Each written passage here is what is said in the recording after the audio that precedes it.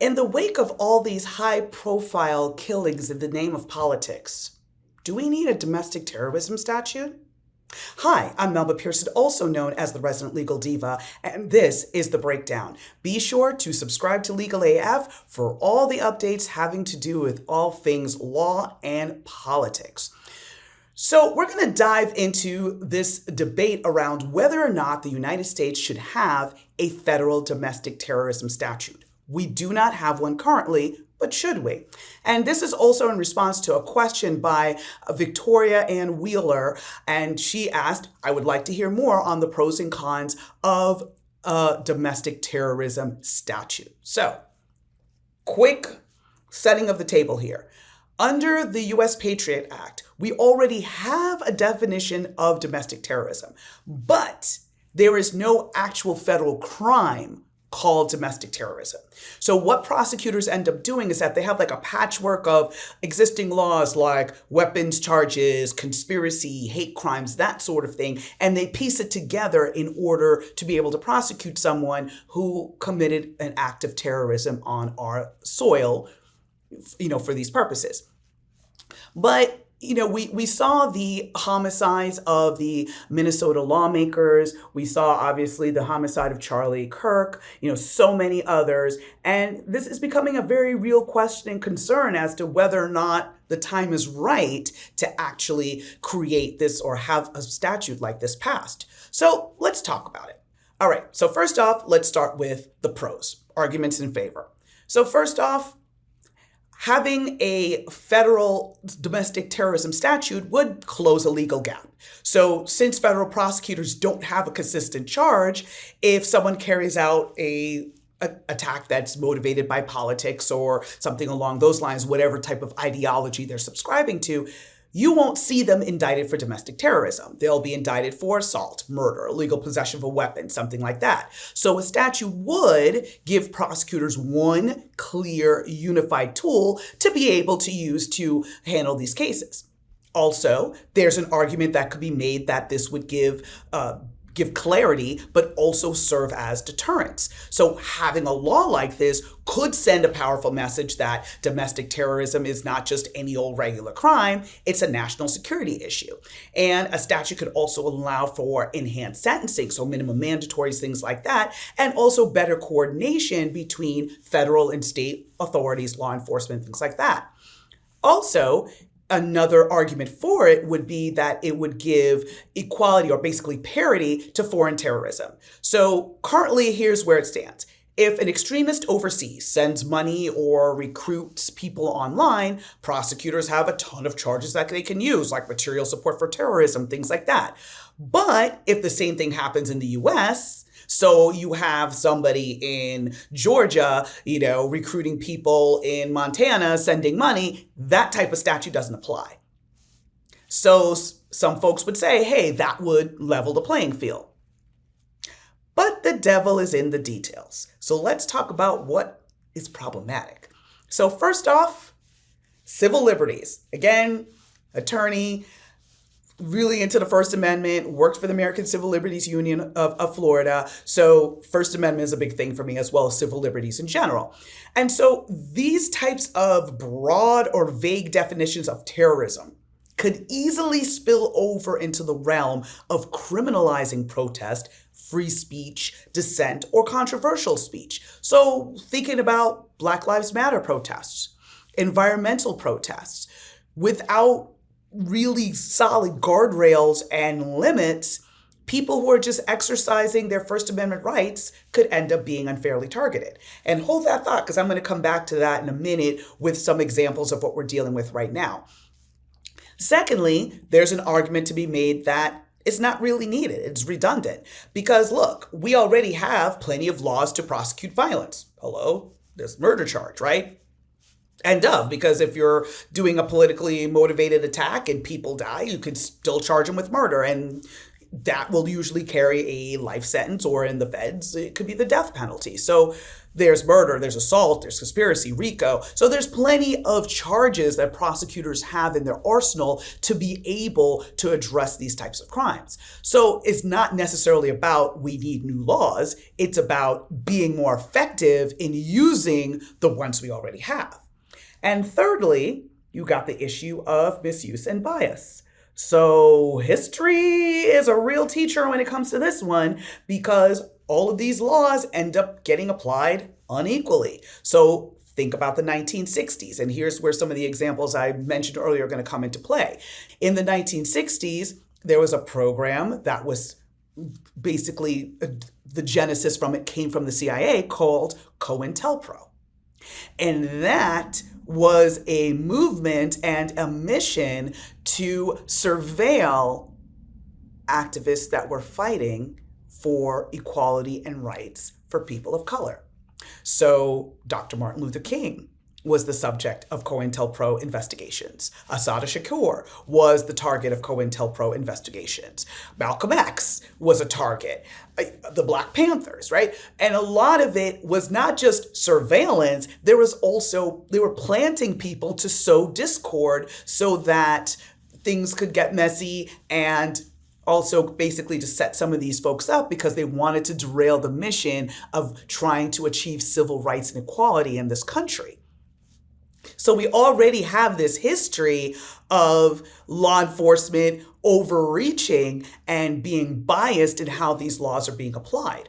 Also, you think about after 9/11, the Muslim and Arab communities were being surveilled left, right, and center. They had agents in their mosques when, they had no ties to terrorism whatsoever, but they were being unfairly targeted. So these domestic terrorism statutes could be misused against certain groups while others get a pass. And we're also seeing that starting to pan out now with the president making statements that he wants to go after more political enemies. He named Antifa as a political enemy.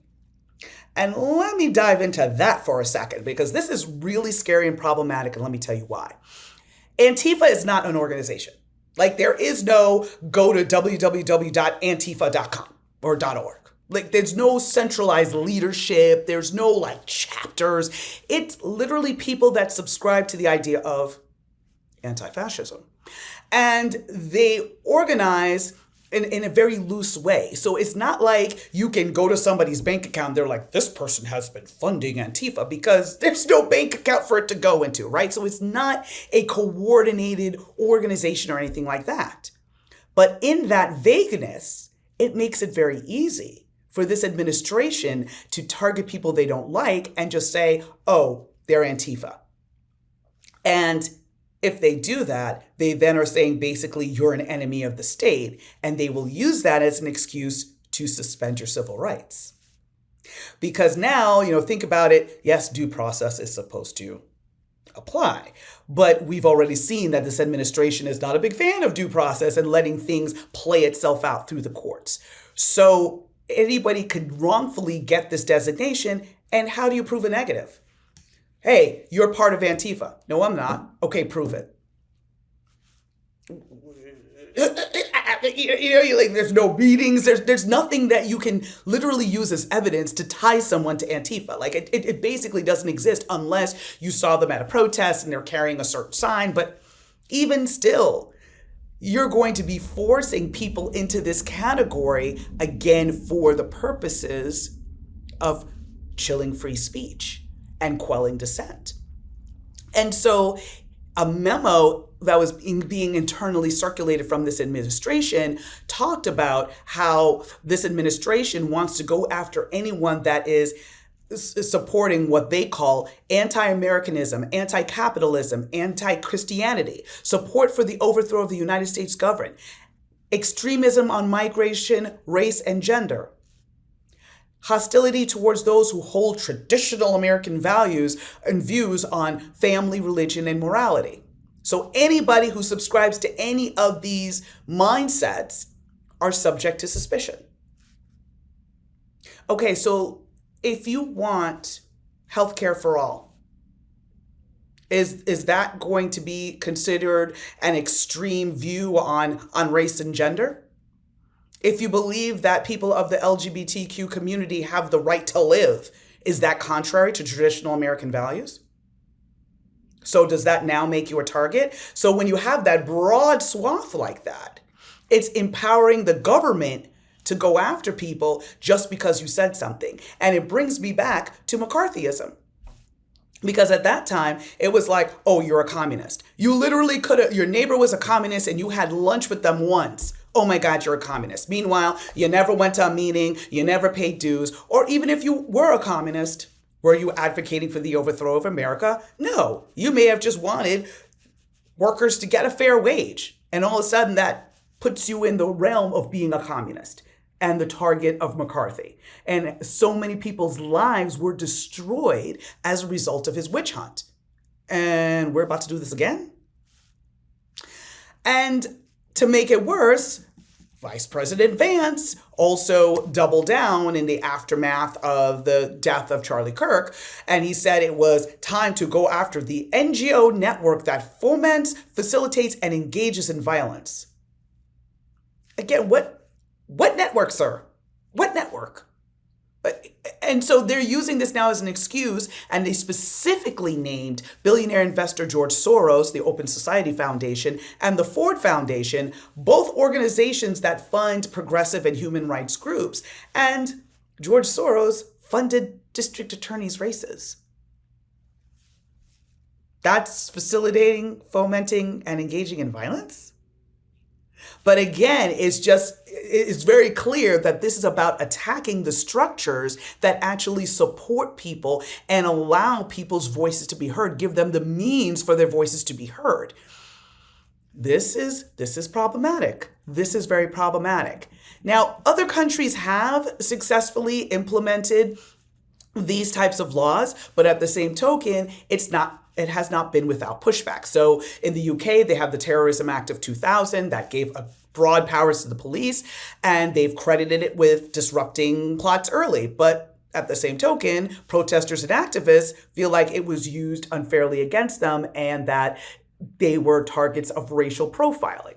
Australia, similar issue. They had terrorism laws that allow for preventative detention, which means somebody could be restricted and detained before they're even charged, which some people say prevented attacks, but it also undermines due process because you don't get an opportunity to be heard. Canada, their criminal code includes terrorism offenses, but again, Muslim communities have said that they were scrutinized even more than far-right extremists. So again, these laws in theory can be a good thing, but it's all in how it's implemented, what guardrails are in place. Can't say that anyone has it down right, but there are examples to pull from. But normally I'd say, hey, y'all come to your own conclusions. But I will say, I don't think now would be the right time in terms of the fact that this administration has no respect for the rule of law or due process. I don't think the timing is right, but I could be wrong. So sound off in the comments. Let me know what you think as to whether or not we should have a domestic terrorism statute. And don't forget, like, subscribe, and share this video, and make sure that you are sharing the accurate information of all the things going on in this presidential administration, which is what we do here at Legal AF.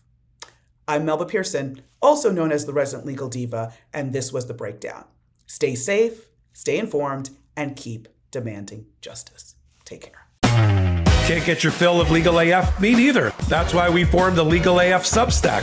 Every time we mention something in a hot take, whether it's a court filing or a oral argument, come over to the Substack. You'll find the court filing and the oral argument there, including a daily roundup that I do called, wait for it, Morning AF. What else? All the other contributors from Legal AF are there as well. We got some new reporting. We got interviews. We got ad-free versions of the podcast and hot takes. Where? Legal AF on Substack. Come over now to free subscribe.